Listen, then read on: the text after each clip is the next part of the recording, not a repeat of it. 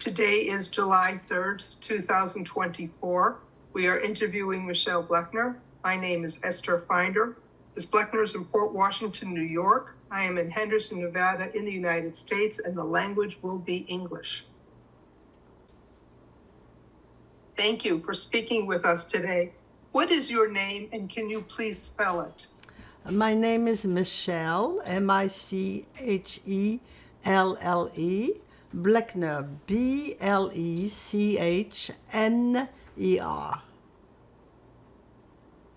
Where were you born, I was born in Marseille, France, and when were you born? April 27, 1943. And how old are you? I'm going to be 82 in the next April. I'm 81 and a half. How long had your family lived in France? For many generations? Okay, only both my mother and father were born in France. On my mother's side, her mother was born in France, but her father was born in Russia. And my father's parents were born in Turkey.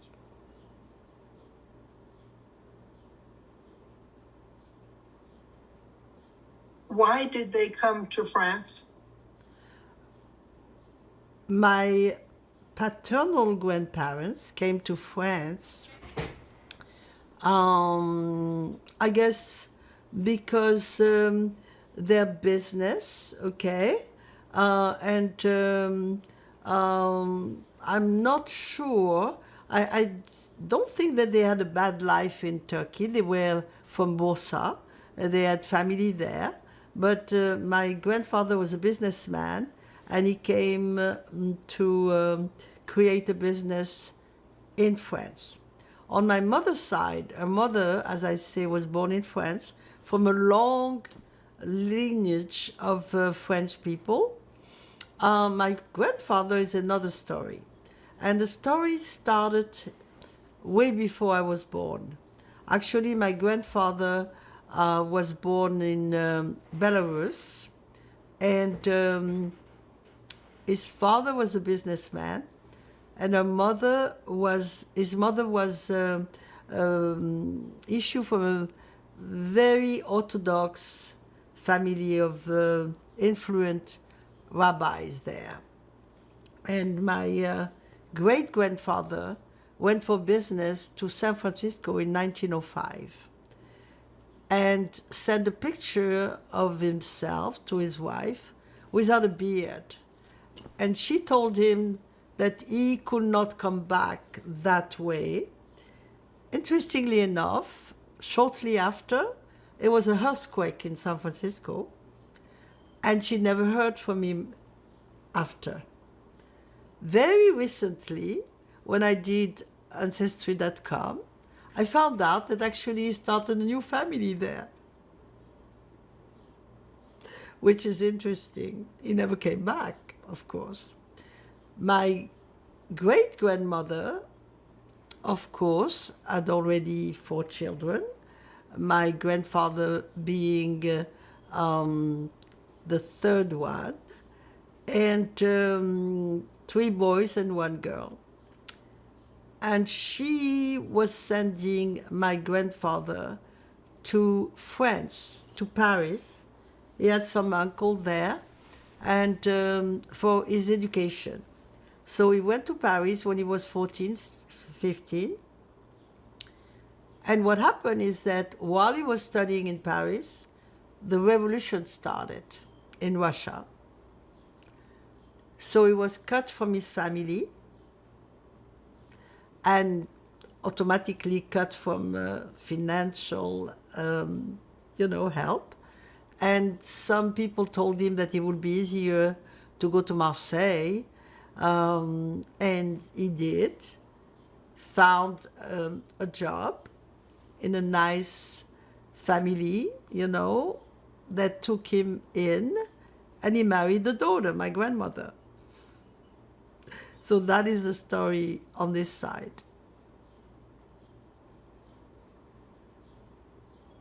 What was your father's name? My father's name was Isidore Cohen. And what was his occupation? He was a businessman. He was following in his father's business, which was mainly sweets. They were manufacturing chocolate, cookies, candies, chewing gum. Chewing gum came later, I guess. Chewing gum came after the war, when after the American came to really install the taste of it. What was your mother's name? My mother's name was Marina, but actually her birth name was Marie Antoinette, and I'm going to spell it for you because it's very difficult. It's Unteiglich, Unteiglich.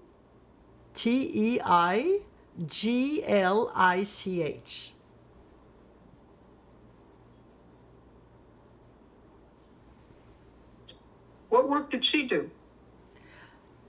It was very interesting because originally she studied to be a nurse and she got diplomed. And yet, when the war started, my grandfather, that was naturalized French, lost his citizenship automatically.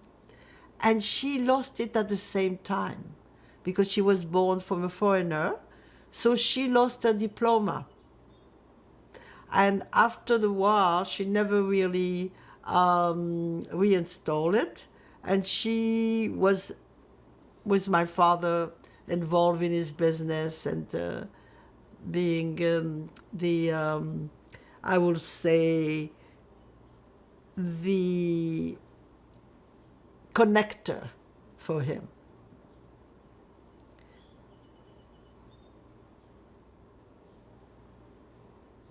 Did you have any siblings?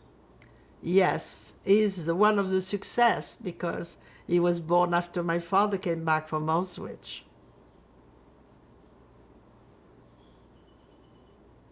And did you have much in the way of extended family nearby? You mentioned your grandparents, but did you have other family in France? I will say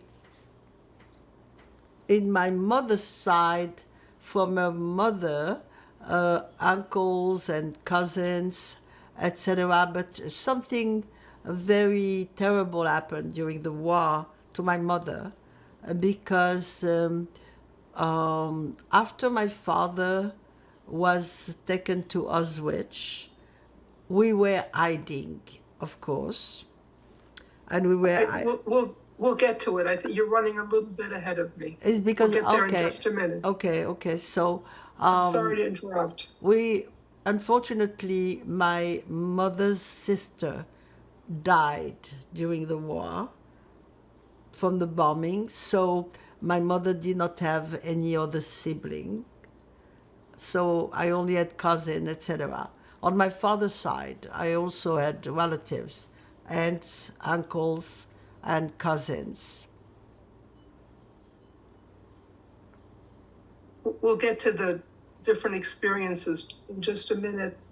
What do you know about your family's level of religious observance before the war? Before the war, my father was raised Orthodox. I mean, maybe not completely Orthodox, but very religious. I mean, they were observing Shabbat, etc., etc. And my mother, in another hand, her father was Jewish, but he was also atheist, Marxist,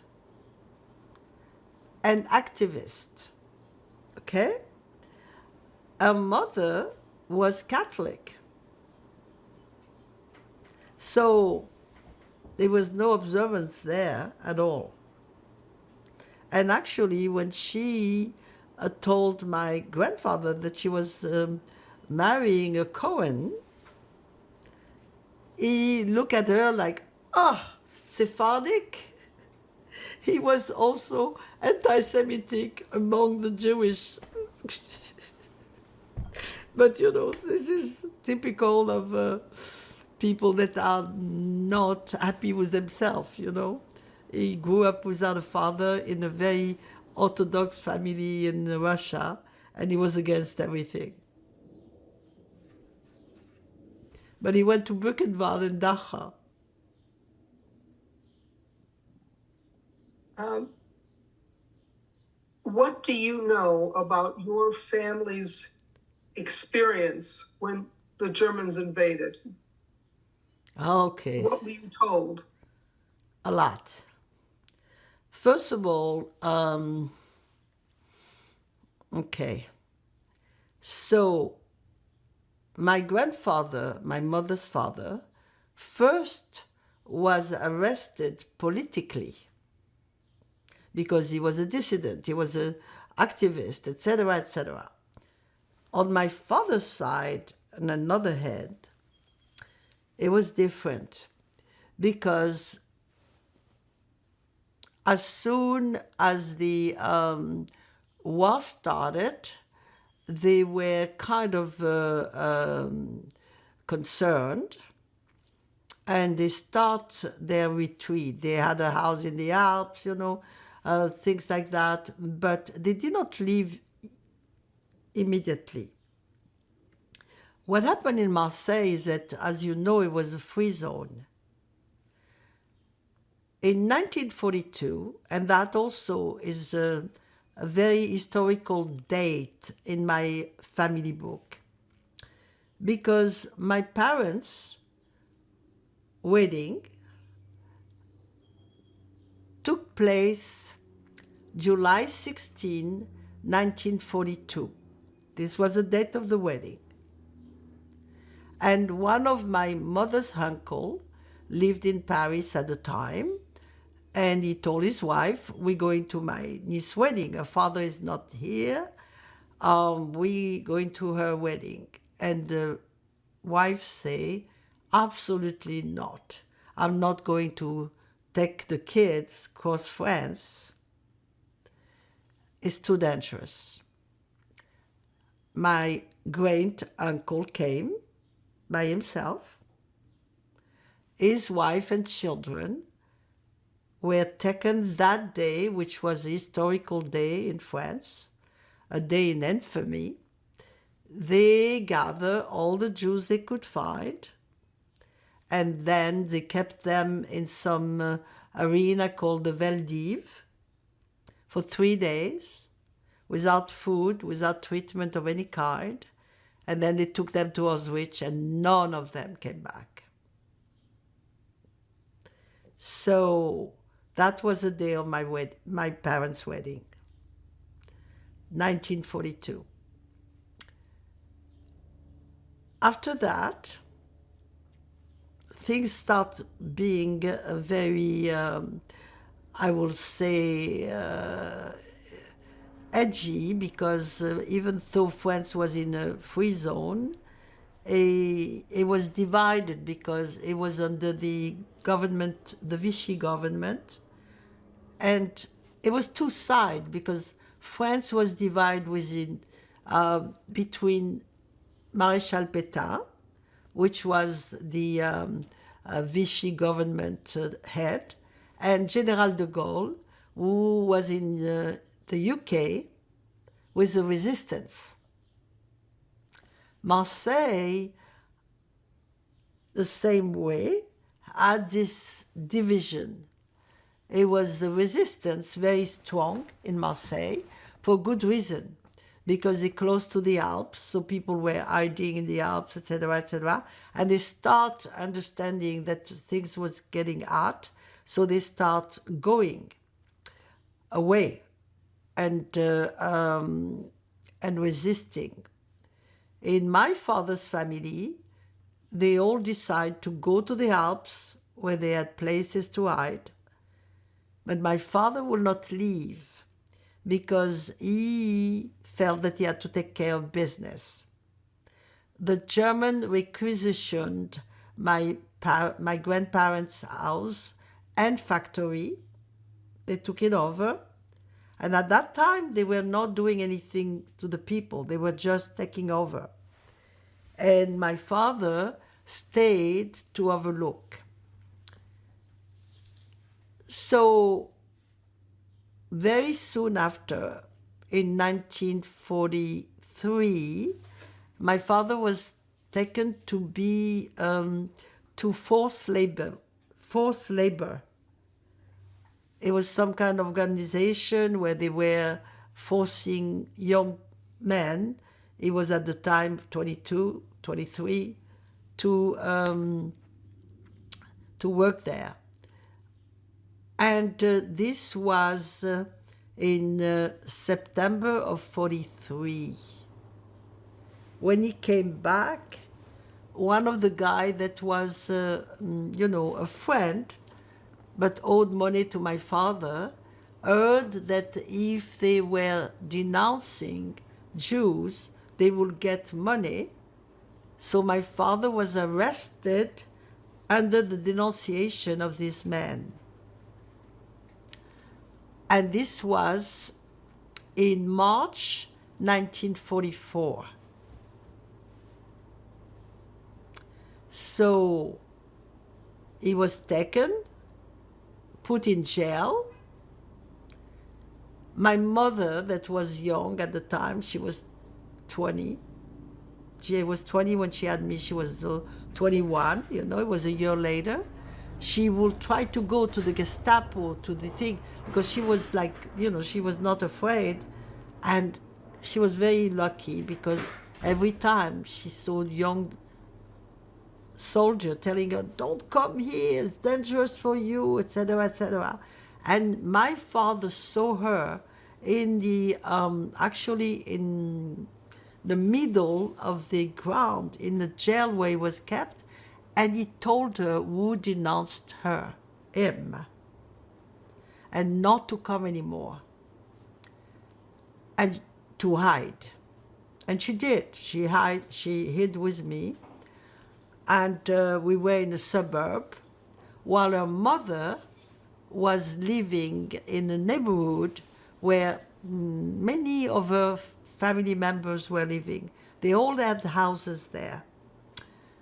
And everything that my mother owned, of course, was hiding in my grandmother's house. And one day we were supposed to go for lunch there with my mother, and I fell asleep. I was a baby. It was May 27, 1944. My mother did not wake me up. She did not go. That day, the Americans that were starting to come bombed the entire neighborhood where my grandmother lived, and every house was shaved to the floor. My grandmother got hurt, of course. She stayed in a hospital for 1 year, but my mother's young sisters that had just gotten married, pregnant with a baby, 18 and a half, died in a bombing. So it was really a disaster because my mother was finding herself. No money, nothing, because everything was at her mother's house. All her jewelry and money, etc. Her in-laws were hiding in the Alps. And she had to stay in a farm far away from where she used to live, in a suburb of Marseille, because her mother was in a hospital there. So she found a nice family that took the two of us, my mother and I. And this is where we lived for a year. In the meantime, I found out later, much later, actually, I found out those details very recently, a few years ago in Miami. I was invited to a Shabbat dinner by a French guy, and his grandparents had been sent to Auschwitz, never came back. He was born after the war, and he had all documents because he's a writer, and actually he wrote a book called Wagon about the trip that they were doing to go from Drancy to Auschwitz. And he showed me that book, and I found out that my father had left Drancy on the 13th of April of 1944 and arrived there on the 16th in Auschwitz.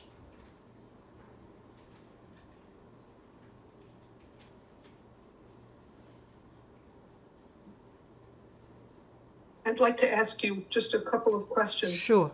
Do you know the name of the person who denounced your father? To be very honest, I kind of blocked it out, but I know the story.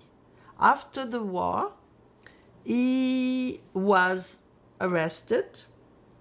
My mother was a very strong woman. She went to testify with me as a baby in her arms to say what he did and everything else. And the sentence was death. And then he was kind of changed into life. And then they left him out after 3 years. And the day he got out, he was killed by a bus. Karma is a bitch.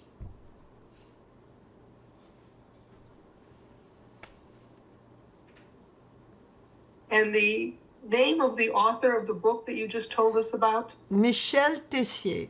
He would be very happy to hear that he's being named because it's very important for him. This is, as a child of survivor, because his parents survived. They had the time to leave, but the grandparents didn't. And this is the one that died. Could you spell his last name, please? Tessier,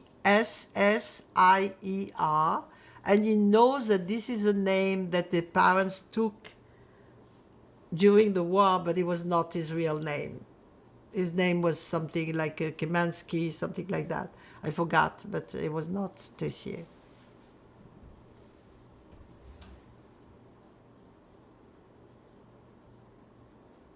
I do want to ask one more question. You were born in 43. Was your birth uneventful, or were there any challenges? No, I was, born from, actually my mother turned 20 at the hospital, so she was very young and in good health, and I was born, without any problem. So let's go back to the changes that were happening. You had told us about the bombardment and the destruction of your grandmother's home and what happened to some of the family members. What did your family know about what was happening with your father? Nothing until he came back. And what about, was anybody else sent to camp, to a concentration camp in your family? Yes, some of his cousin, some of my father's cousin, okay? 2 of his cousin, female, and they both came back too. You see, what happened is that they kind of left late, and they were young. I attribute to the fact that their young age, their very strong constitution, and the fact that they only stayed 9 months in Auschwitz was certainly an asset, okay? Because my father left, he was sportive. I mean, he was 23, he was a soccer player, he was a runner, he was a swimmer. He probably weighed something like, 180 pounds or something like that. He came back 79 pounds. And was sick all his life, okay? Unfortunately. His cousin also, they were very healthy, and they came back. Like I say, my cousin, unfortunately, my mother's two young cousins from her father's side died because they were left, they were taken on the Rafle, you know, the gathering of 1942. So those are people that in my family I know that died, but a lot of friends. Actually, in the picture that I have for you, there is two plaques. One that has been posed only 10 years ago in the neighborhood where my grandmother was bombed. And another one that was placed in the 90s, 93. So I guess one was like commemorating 50 years, and the other one 70 years. And some people say, mieux vaut late que never, which is good because in a way, you know, I mean, at least it's been recognized. So those plaques commemorate, you know, like I say, my aunt names is on the plaque, and the other plaque is Friends of the Family in a neighborhood in Marseille in 1943, which is very, very busy. It's called the Quartier de l'Opéra, and you know, whatever. So it's a non-neighborhood where a lot of Jews were taken. I think it was about 500 taken and never came back. I'll have to get the spelling on that from you later. Did I understand you correctly that your grandfather was taken also? Yes, my grandfather, like I say, first he was arrested politically. Then, when they found out that he was Jewish, okay, even though he was taken to Dachau and to Buchenwald. But he was very resourceful. My grandfather was not only resourceful, but he spoke 6 languages. He was very well educated. So when he got to Buchenwald, he heard that if you were over 40, you were gone.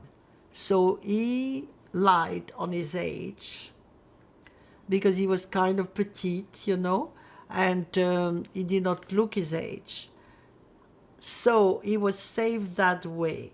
Then he expressed the fact that he spoke languages, so he was the interpreter of the camp. Got a job. And then he became the partner of the Kommandantur because he was a very good chess player. And that saved him.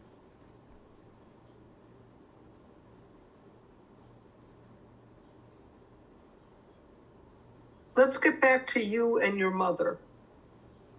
Now that she has no resources anymore, Yeah. who took care of her? Who helped her? At first, it was people around, you know, good people, because there was a lot of good people. But there's something else that happened to her that is very interesting. Even though she had family in the United States, because my grandfather's sister, after the revolution, she came to New York with her mother, my great-grandmother. And actually, my great-grandmother died in 1943, the year I was born. But my grand-aunt, she came with the intention of finding her father. Remember that her father, she thought, had died in the earthquake. So she wanted to find out. Actually, she just arrived here, she got married, she had 5 sons. She did not find anything. But what happened is that they were here and they did not really know anything, were involved. They were not in touch. But my mother got a letter. This is a beautiful story. She got a letter from the Red Cross. This letter was saying, I am the adoptive mother of your daughter. And it was a letter from the wife of a banker. Her name was Mrs. Bierce. They live in New York. And they were amazing. They start sending money, clothes, utilities to my mother because they had taken two children, two girls, the age of their own children.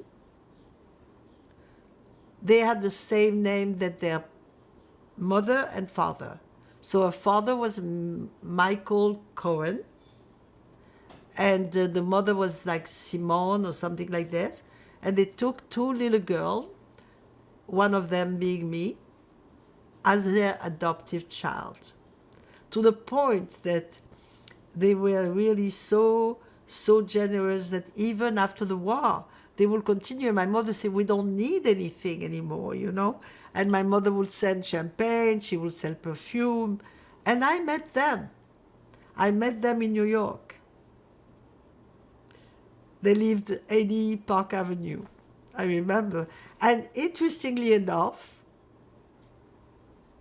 because the universe works incredible way, when I visited them,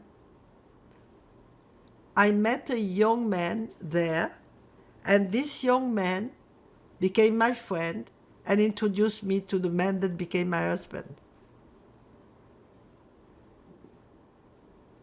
Could you give me the name of the banker, the last name? Bierce, Biers.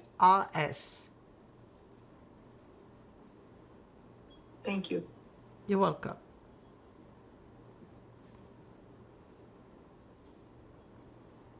So you're with your mother.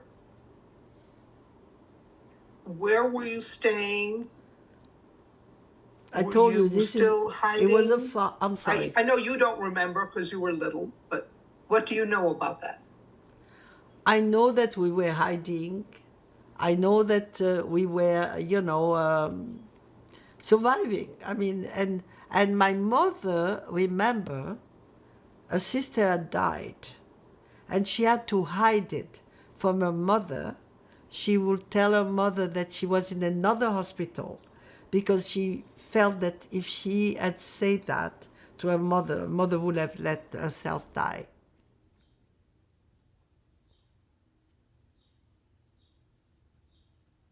What are your first memories, your personal first memories, not what somebody told you, but what you experienced? My first memory actually was with both my parents. So my father had come back already. You see? This is after the war. After the war, yeah. So you have no wartime memory? No. I don't think so. You see, I was 4.5 when my brother was born, so I remember things before. One thing that I remember, and I don't know, it's gotta be during the war, because my mother was close to a PX in the place where she was. It was a time of the liberation, and she was close to a PX, and the young American guys, they were good to her. They would give their chocolate, things like that, whatever. And I remember being on a boat with a bunch of people, and we were going in Marseille. There is something called Chateau d'If. It's a little castle that was a jail, and it's kind of far from the port. And we were going there, and they were telling me that we were going to America. I remember that. Because we were on a boat.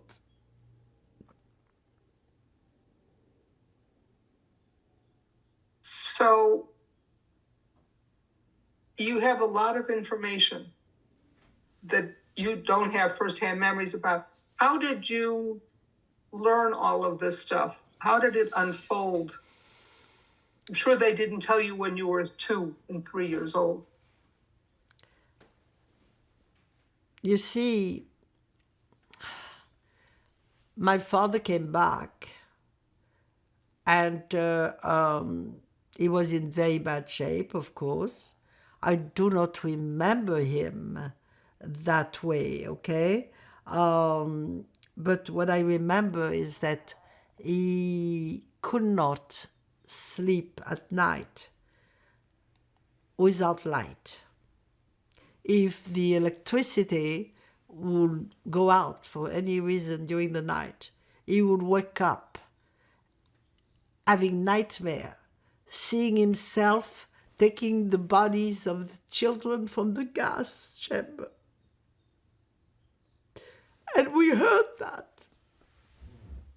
You see, this is the memory that I have of my father in terror. What I remember is that because he had been deprived of food for so much and so long, he had eaten a lot and became bulimic. And he could not eat without having to go to the bathroom and vomit. And I remember the sound.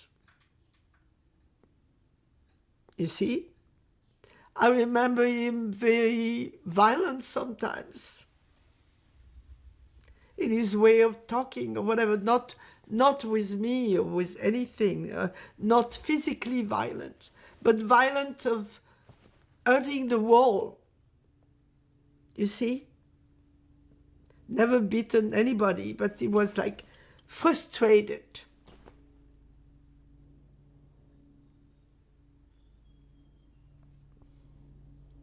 I remember my father saying, God doesn't exist, because he could not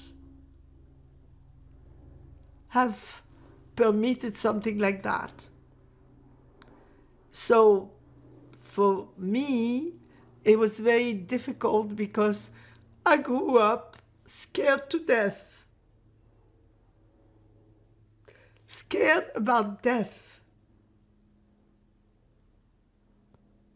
Because it was like, you know, we did not, there was no really religion, because we were to go to Yom Kippur or, Rosh Hashanah by respect for the family, but my father says it's all bullshit. He said, because everyone that I saw dying quickly were the people that were religious. He told me that he had to forget that he was married, that he had a child. He said, I cut it off because I would not have survived. He told me that he had to become inhuman, you see? And my father was the most human people I know. He would give his shirt. He did not give a damn about anything. And automatically, life was up and down, because he would make a lot of money, and then he would lose it because he would go to the casino or whatever. It was very chaotic, my growing up.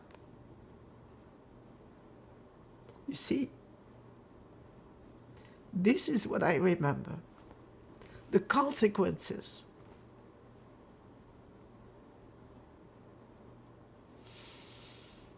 And I had to find my way.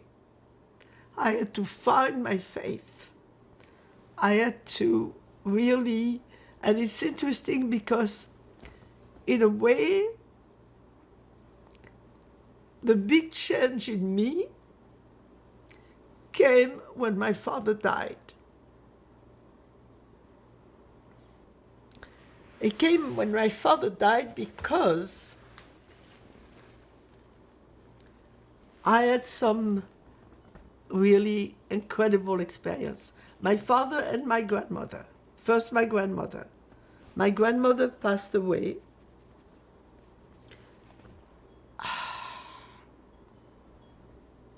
I was in Miami at the time, and she was in France. And I woke up at 6 o'clock in the morning, and I told my husband, I say, my grandmother passed away. And he said, what are you talking about? You had a bad dream. And I said, no, I had a beautiful dream. She was raising, she was beautiful, all dressed in white, and she was laughing, and it was like a garden party. I said, this is, you don't know what you're talking about. I said, no, I'm going to call my mother. So I found out the time where I was a little better, and I called my mother maybe a couple of hours later. And I said, how is Grandma? And she says, she's fine now.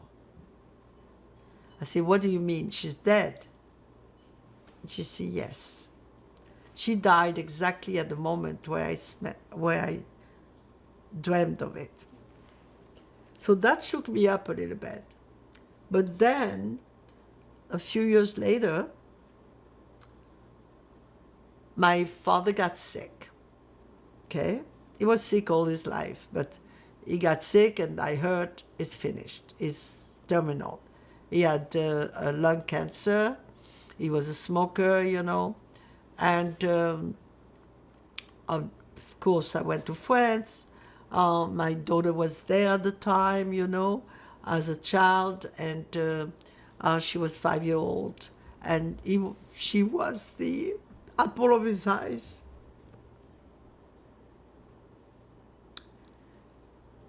And so I stayed there.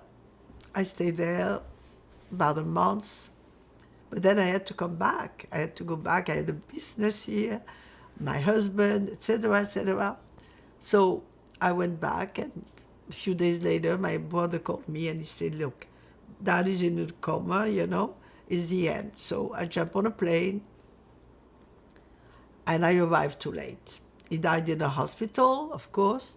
So that night, I went to bed in his bed, because they share a bedroom with 2 beds. I did not go to the guest room. I went on his bed. At 6 o'clock in the morning, again, something happened. The bell rang. I woke up, and my father was at the bed, at the foot of the bed. Like, I look at you and I see you. And he says something to me. He say, when they came to get me, I was very agitated. Actually, he said it in Ladino, because in his family they spoke Ladino. He said, I was con los nielvos, okay? I said, but now I'm champion in French. Okay. And I could not believe it disappeared. So I got up. My mother was in the kitchen, and I say, did the bell ring? I hear the bell. She said, yes, nobody was there. And that really shook me up. And I did not say anything because I did not want to spook her up. So when we were going to, driving to go to make a funeral arrangement, my mother said, your father was full of shit. He always said that he was not afraid of death, And she said, and yet, just before he died, he was wanting me to hide him. And I understood that he had come to me to tell me to reassure her. And that really shook me up. And when I got back to United States, after the funeral, I said, I got to find out. And I start really a spiritual journey. And I understand that, the universe is really very interesting and can call God, cosmos, whatever it is, religious people call spirit. I read something this morning, it's exactly that. Religious people call spirit, scientists call energy, commonly we call it vibes, but it's there. You see? It's there. Could you please repeat the expression in Ladino? Al kollos nielvos. Which means? It means agitated. In Spanish, it would be con los nervos, you see.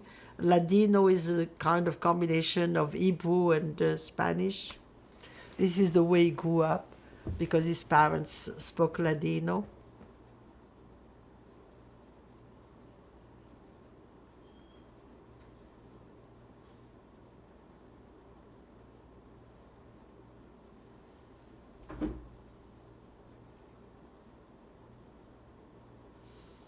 I have one more question about the war years right now.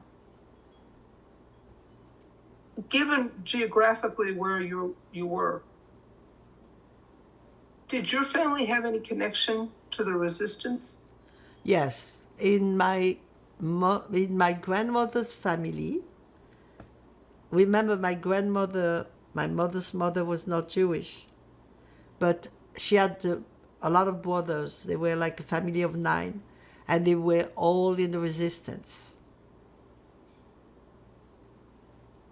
And all family, and they did a lot. They saved a lot of Jews. They did a lot of activism to, hide people and being tortured sometimes. Not just her family, but friends or whatever. There is a lot of people in France, especially what I know is about Marseille, of course, that really did a lot to save children, to save people, to hide, to the peril of their life, They put their life in danger, yeah. And some of them died from it.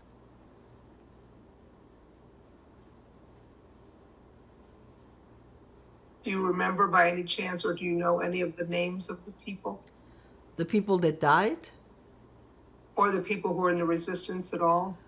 Yeah, I mean, look, there's a guy that is very well known, Jean Moulin, Jean, Jean Moulin, Moulin. He was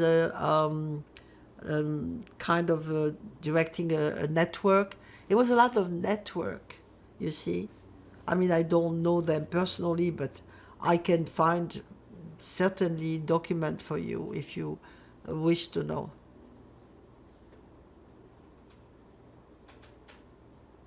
Other than the person who betrayed your father, did you witness any punishment for collaborators after the war? Not personally, I did not witness anything,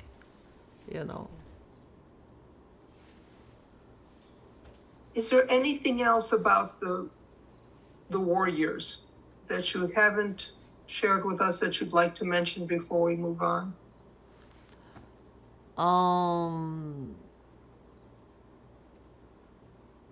Like on the top of my head, I cannot think of anything about the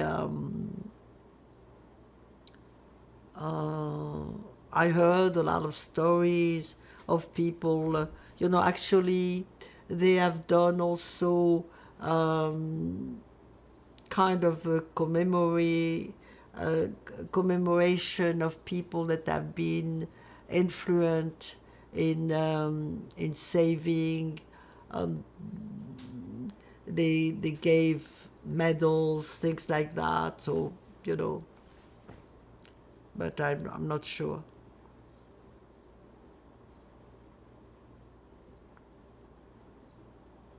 I know you have a sibling that was born after the war, but can you share with us some of the steps your parents took to rebuild their lives when the war was over?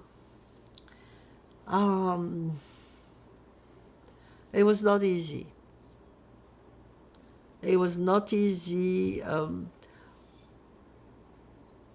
Financially, it was okay because you see, my father had saved some of his, and a lot of things happened because they had business that got bombed by the German, so they kind of get some compensation. Like, for example, what I can remember is that my grandfather had some businesses in an area which is on the port of Marseille, where they had been lost in bombing, destroyed by the Nazi. That after the war, my grandfather got apartment in compensation because this was an area that was completely destroyed and they built. We got an apartment from them, so that was easier to. And then my father was very creative, so he creates different business that got him comfortably, I was never deprived of anything.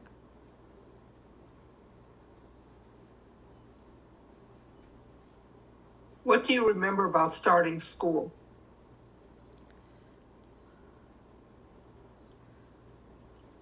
Very, very good, very easily, I was an easy child, and my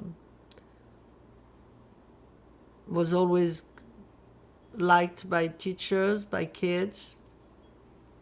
Never a problem in Were that there other department. Jews in your class? I'm sorry?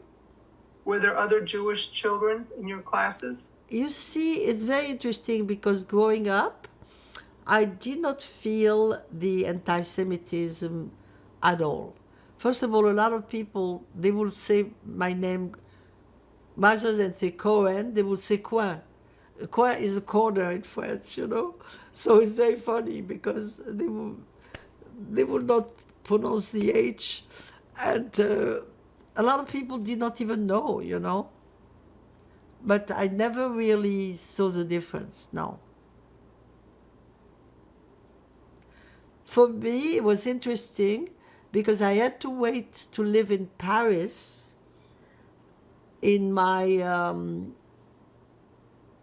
working life to be in contact with anti-Semitism. When I was like 24. You want to tell us about it? Sure. It was interesting. I was working for a company that was doing marketing and research. And that company, this was a young woman, she was like a nobility, and she was contracting people to work for big company like Procter and Gamble. And I was doing some work for them through her. And at one point, the director asked me to leave her and to come and work for them directly, because he was very happy with my work and he thought that it would be good and I would get a good raise and everything else.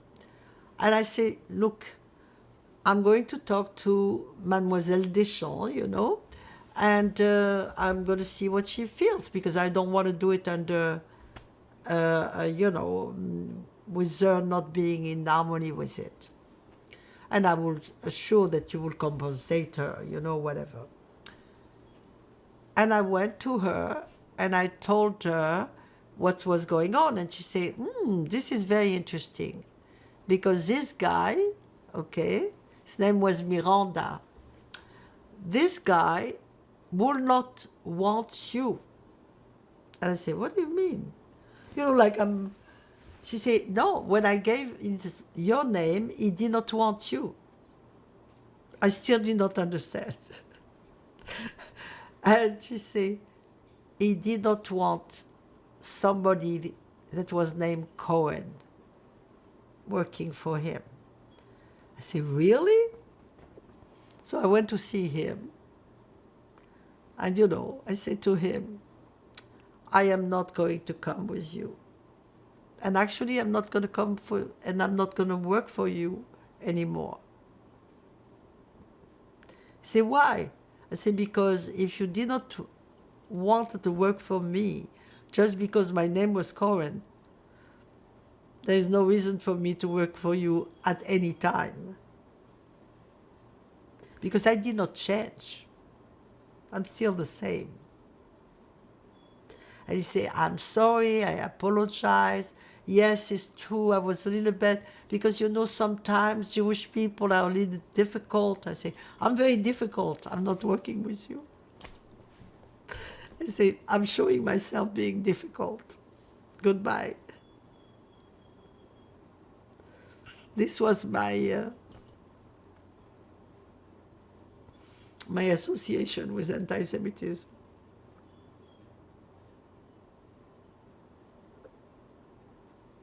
When did you personally begin to understand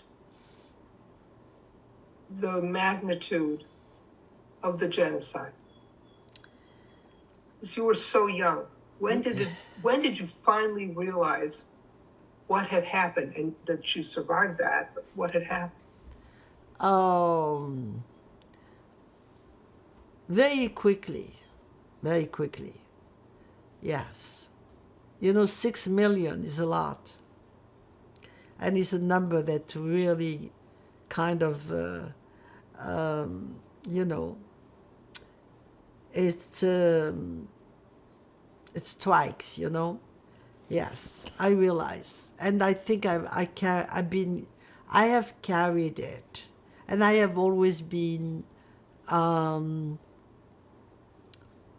voice. I always talked. And it's why, actually, when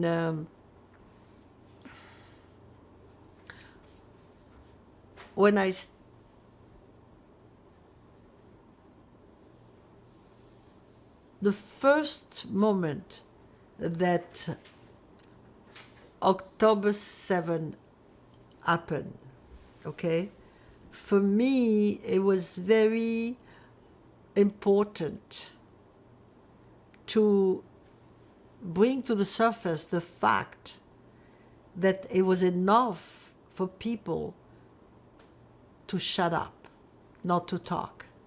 You see, and this is where my work becomes important in the context of the Holocaust. Okay? I always put on myself the label of survivor. But in a way, it was like some kind of pride, I was a survivor. So all my life, I create situations that I had to survive. But I was very proud of myself that, hey, I made it, okay? And then one day, when I was really exposed to family constellation, and this happened when, in 2008, the economy went south, and I had to close up my business, my last business, because I reinvented myself a few times. when I did that, when I reinvent myself and decided that because I had studied so much about, the past 40 years, at the time it was about the past 30 years, I say, I'm going to become a coach. This is what I'm going to do.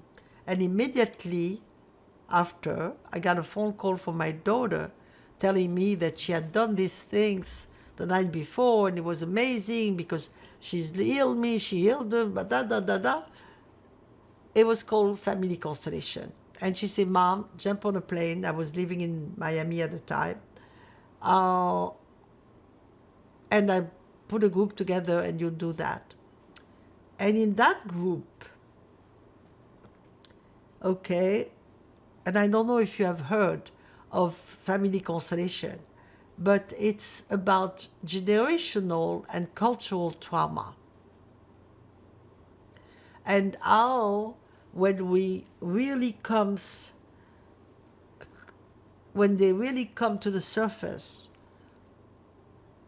we see how we are linked to our ancestors, sometimes even way before we were born, or our cultures. It affects our life. And what I saw that night, that first night where I did this modality, is that actually putting this label on myself, I had really crippled myself. And it's interesting because I did not know anything about, but the person that was representing me was under the light.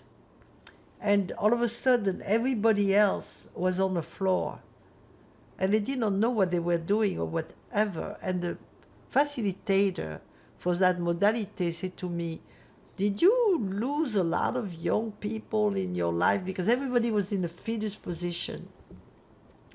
And I say, young people, so I was thinking of my aunt that was 18 and a half with a baby, or, whatever, and some other people that died young in my family, but from illness or whatever.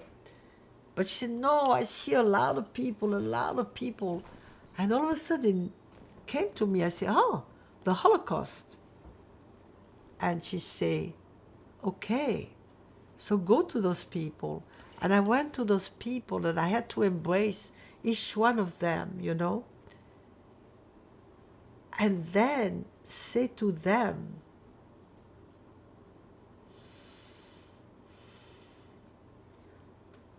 I will live my life in your honor. I will live my life to honor you that could not. And that shifted my consciousness completely. Because I realized a lot of different things that day. And consequently, and this is what I shift, and I became a facilitator for this modality. And I learn, and I continue to learn, and I teach. And this has been really the base of the continuation of my life. I mean, I'm an old lady, but until I can, I will do it. Because I realized that even in my private life, I had tried not to get attached too much. And it's interesting because even recently, because I understood why my mother had been smothering me. I had to leave because it was too much. She was smothering me, okay? And to find myself, I had to leave. I went to Paris, for example, because it was too much. I had to find my independence. And I guess it was there in me, but, and you know, even with my daughter, I made her very independent. I made sure that she was her own person. But I realized recently that in a way, it was also a way not to get too linked, you know, to make her sure that she could survive and live free. Because I realize that even my clients, I don't attach. I have a lot of compassion, but I am not empathic, because empathy is suffering with, and is something that I choose not to teach, not to suffer with, to be compassionate. And that is the victimhood. When you go beyond the victimhood and the perpetratorship, then you can be free. Because not only you don't suffer with, because we're all a little bit of a victim, but not only you don't make suffer people, because we all are a little bit of the perpetrator. We carry it in us. So it's important to go beyond, to go in that field where there is no judgment. And this is what I teach. You have no idea how many young German people I work with. People that had their parents, grandparents, great-grandparents as Nazi. They come to me because I have no judgment for them. I have only compassion, because they carry this guilt so strongly. I was very fortunate because somehow I got introduced to Tony Robbins' organization, and I was invited to come and work on stage for him, talking about what I do. And that had given me really an incredible audience internationally, okay? And those people, they come to me for that reason, because I have really the ability of showing them that they can go behind. They can go behind the victim and behind the perpetrator, and to only choose love. But it's important to talk about. It's important to open up, because unfortunately a lot of people don't talk. It's too painful. You don't want to hurt the feeling of grandmother that lost a child, or you don't want, you know, to embarrass people by including Uncle Jim on, so you don't invite him on Thanksgiving dinner, you know, because he rolls under the table, he drinks too much.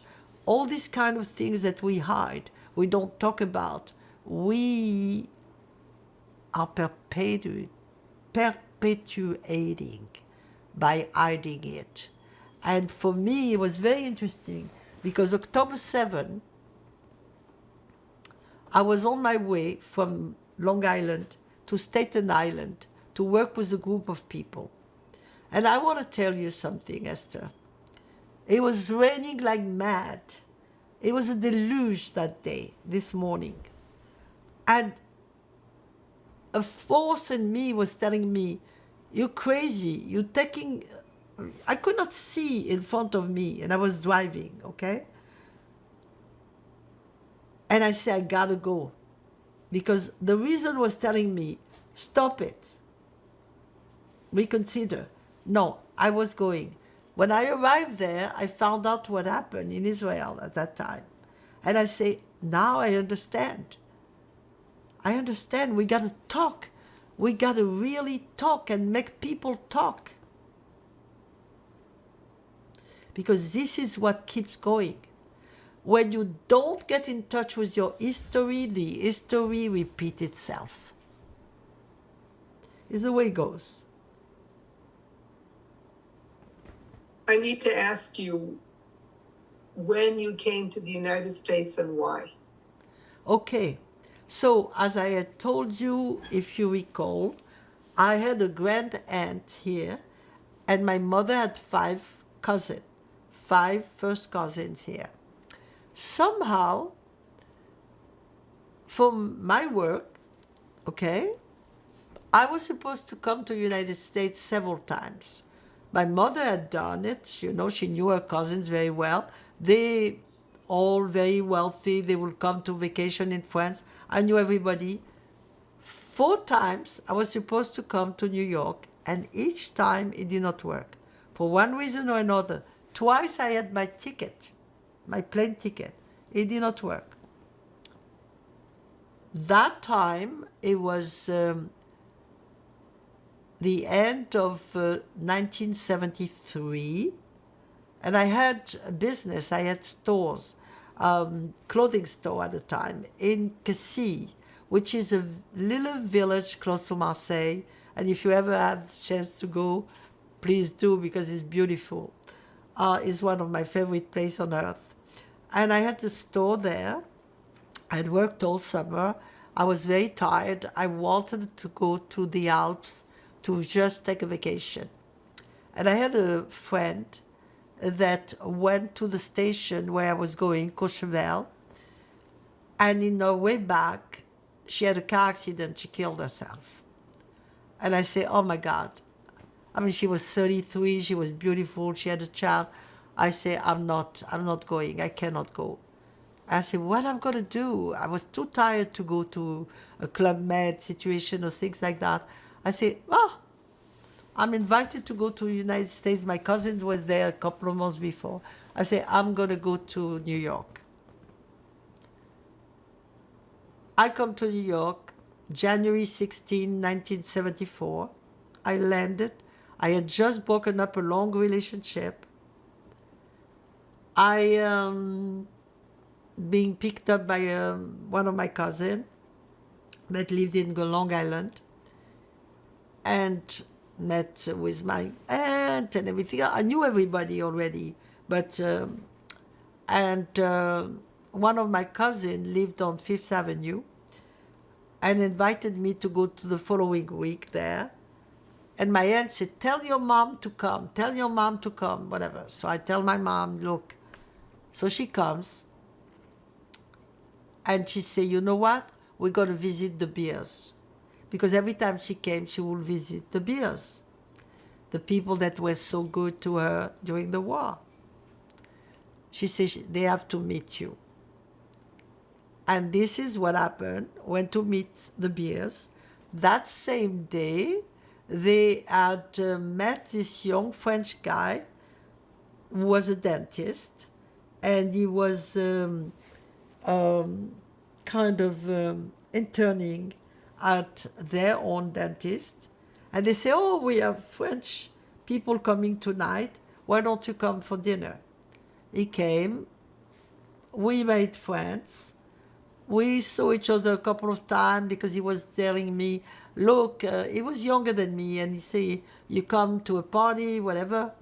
And he said, I'll pick you up. I'm going to this party that day. And he did. And when I met him that night, he said, look, we're not going to the party because there is this guy. I have to meet him. He's a mentor for me. He came back from Chicago from a congress, and I really have to talk to him. But it's good for you because he doesn't speak French, so it's great. And we got, I remember, it was a February 12th, 1974. It was freezing. And we arrived to this French restaurant called the Bec Fin at the time. And it was this guy at the bar. And when we get there, he said, you're late. And I guess what he meant is that I was late into his life. He became my husband, the father of my daughter. Yeah. I mean, you know, we went da da da, and actually, what was, my friend did not tell me because I would not have gone. French people did not believe in that. It was a blind date, but I was the one that was blind, and this what happened. So we met February 12th, and after some back and forth, we finally got married in June. Because he asked me to marry him 4 days after I met him. And the last 45 years passed away. He passed away, and this year would have been our 50 years anniversary. And this is a success, you see, because my daughter was born from that union, and now she has 2 children. My brother was a success because he was born after my father came back, and he has a daughter who has a son. So it's 1, 2, 3, 4, 5, 6 people that were born because I did not die. So you see, it's interesting because it's 6 people, 6 millions of Jews died. But from one person that did not, 6 people came. Interesting, I never seen the connection. But this is what we have to look at. We always have to look at the success. We always have to look at what is good behind what seems bad. When you settled here in the United States, did anybody ask you about your wartime experiences in France? Occasionally, I mean, and I met Elie Wiesel, because he was a neighbor of a friend of mine, I had the opportunity to meet him, to talk. But it was not something that was in the conversation every day, It's not again, maybe not enough. I'm sorry, who was it that you met? Elie Wiesel, Wiesel, I don't know how you pronounce it in English, I mean...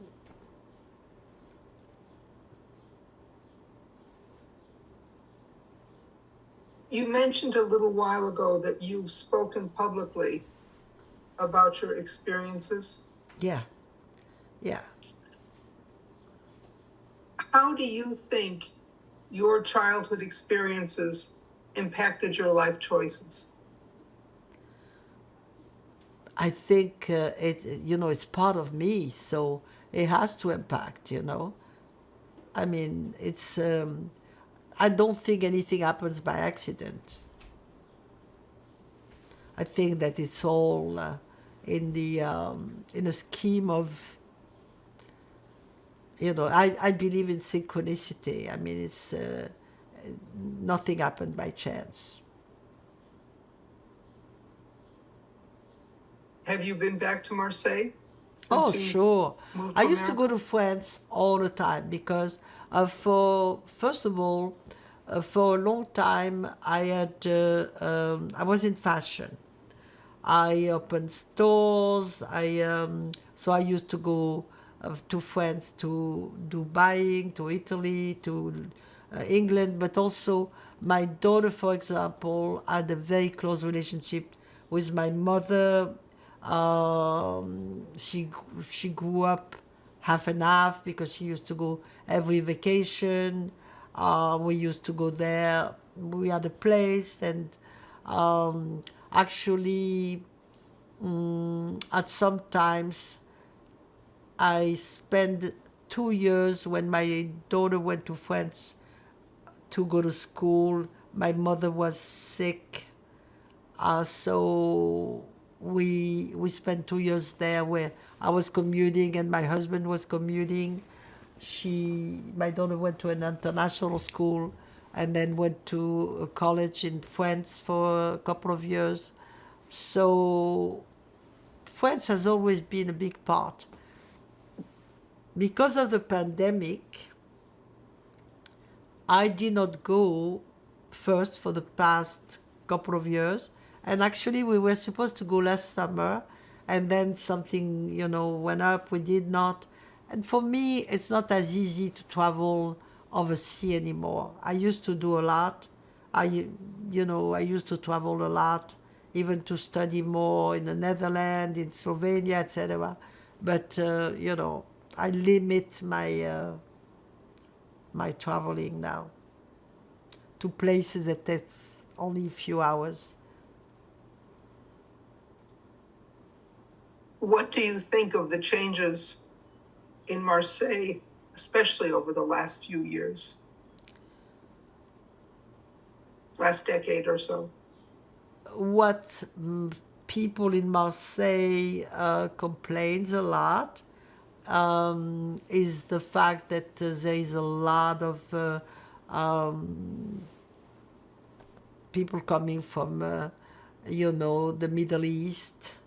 Marseille has always been a very international city, but the population of Muslim is very, very big, so it's becomes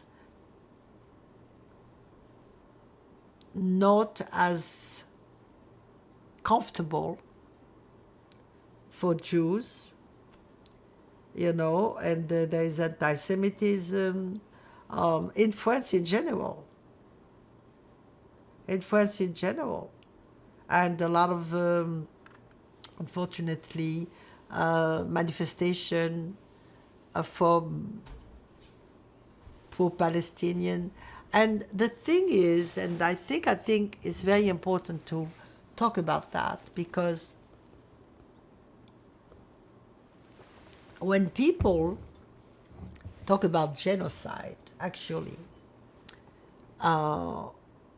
apropos of the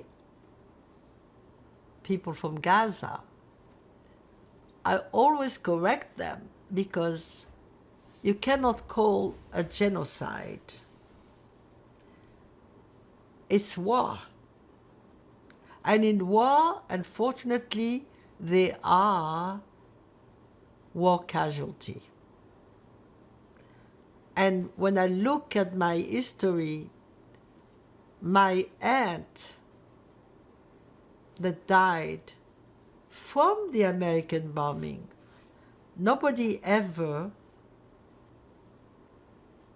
criticized the American. They were war casualty. And it's unfortunate. But when there is war, there is victims. It's different than in genocide, where deliberately you kill people. It's an elimination of people. It's not, you're not on the crossfire there. Unfortunately, I feel for Israel, because they have to kill people to get to the people that attacked them. And that is different. You see? And this is something that people have difficulty to grab. Education is primordial, it's paramount. And it's why educating children, educating young people, because sometimes people that are too much in their own crap already, they have challenges to open their mind. But you start with youth. Yeah.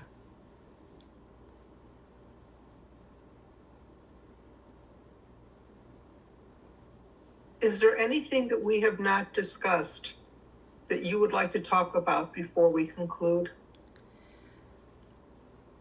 I mean, I think this is the most important, education. You see?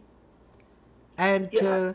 and show people how you can become a victor from starting as a victim, you know, because in life the importance is not to survive, is to thrive.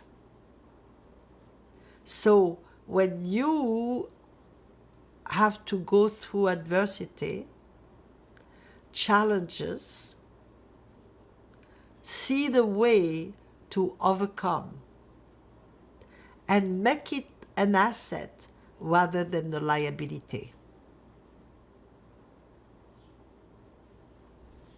This is the message, really. I was going to ask you if you had a message for future viewers, and you just answered me. This is the message, Jose. My life is really to do everything I can to make people that I am in contact to understand that nothing can break you that you not let. You see? What is important is to know that you are creator, to know that you have the power, and that the most important power is the power of love. Not the love of power, because the love of power always bring this type of situation. And all tyrants, all perpetrators have been victims that did not overcome their victimhood. You see? So the better we can be with people, the better we can open up our heart to understand them and to do something about. Because we all have the power. We all can be happy. It's a choice. And I always say, for my life, it's always been make choices, take chances, create changes. And I'm going to say something, and maybe you're going to cut it, but on my epitaph, I want them to say, she fucked fears and lived fully.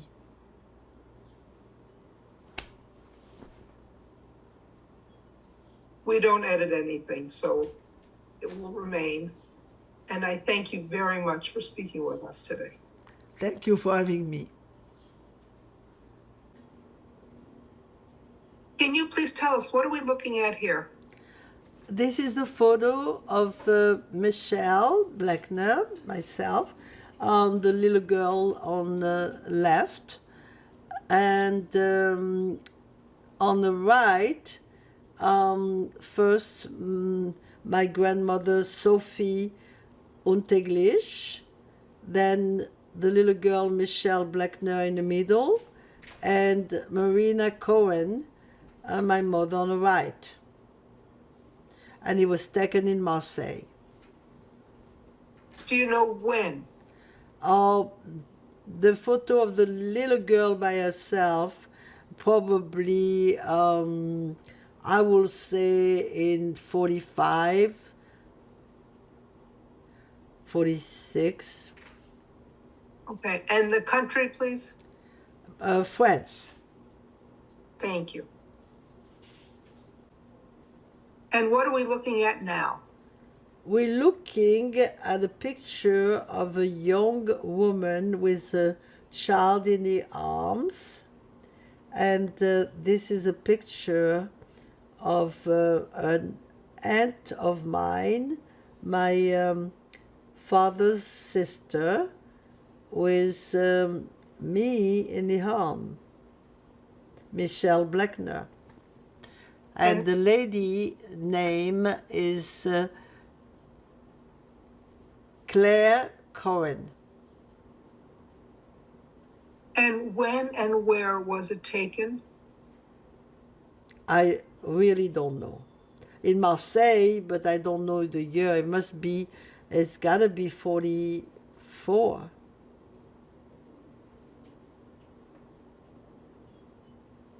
Is there anything else you want to add? No, not on this picture. Okay, thank you. And what about the photo on the right? It's taken in 1945 in Marseille, and it's Isidore Cohen and Marina Cohen. And that's also France. France, Thank in you. Marseille, yes. Please tell us about what we're looking at. This is Marseille, okay? Today, all those buildings that you see on the left side of the picture that are kind of new, they were all destroyed by the German and reconstructed after the war on the port of Marseille. And the other side? It's the same part with on the other side. So this is a modern picture. It's a modern picture to show the reconstruction. All that has been destroyed and rebuilt. Thank you. This is a very famous picture. Can you please tell us Yes. what's significant about it? On that picture, that, as you say, is a famous picture, I recognized my father. He's the one that is circled, okay?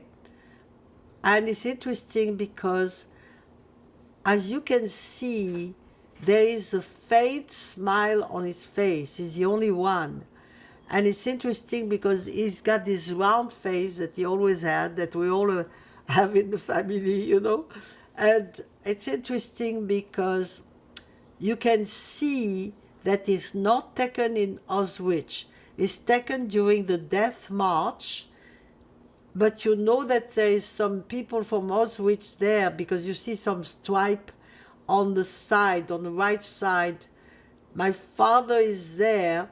Is taken is in Ebesen, I forgot the name of it, is Esbesen, something like that, while they were, Ebensee? Ebensee, yeah, when they were on the march, on the death march.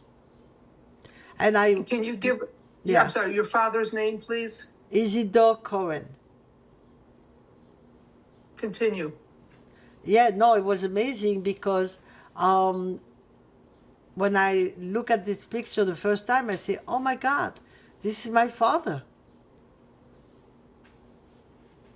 And was this taken when, 45? I would guess 1945? it was at the end of 44 or the beginning of 45.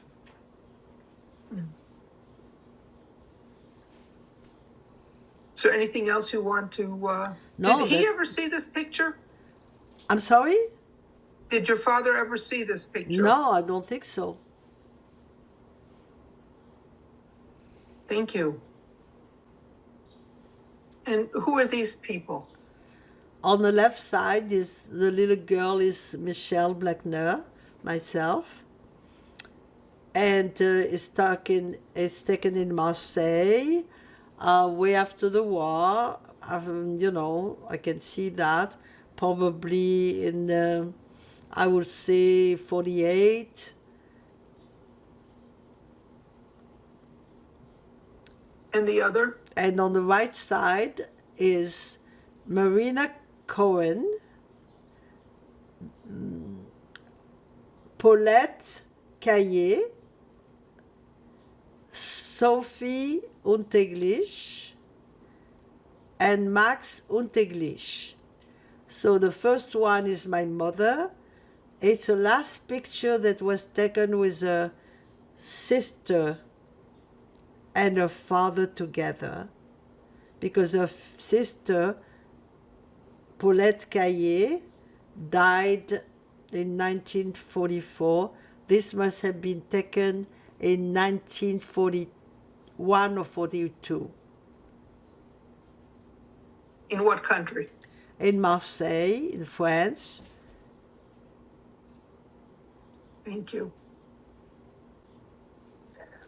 What are we looking at now? Okay, the picture on the left is the plaque that was erected in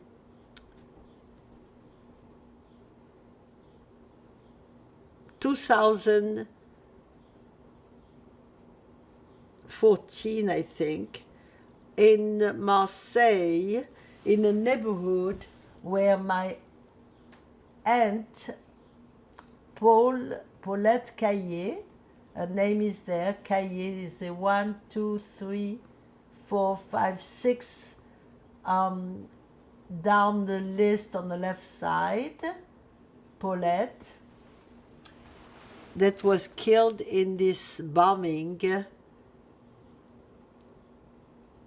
in May 27, 1944.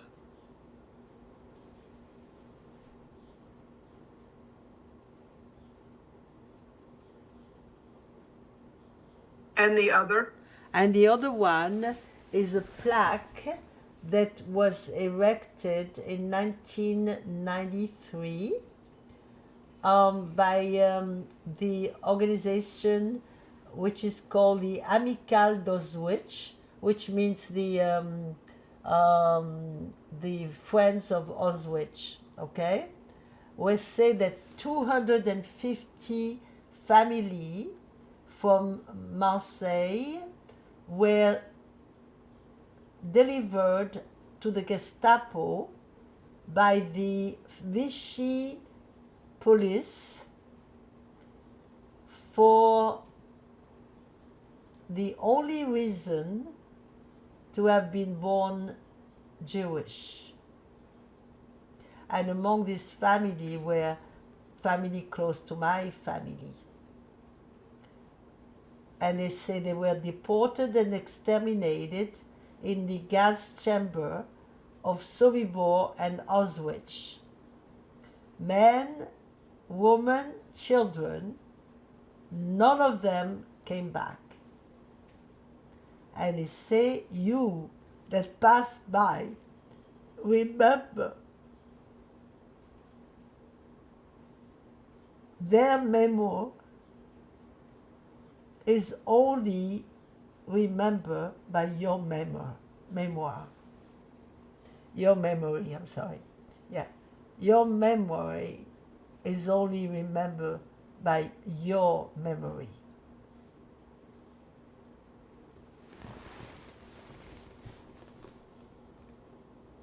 Is there anything else you'd like to say about these? I think they speak by themselves. Okay, thank you. And who are these people? This is a success. Is Max Einbender, my grandson, is 17-year-old.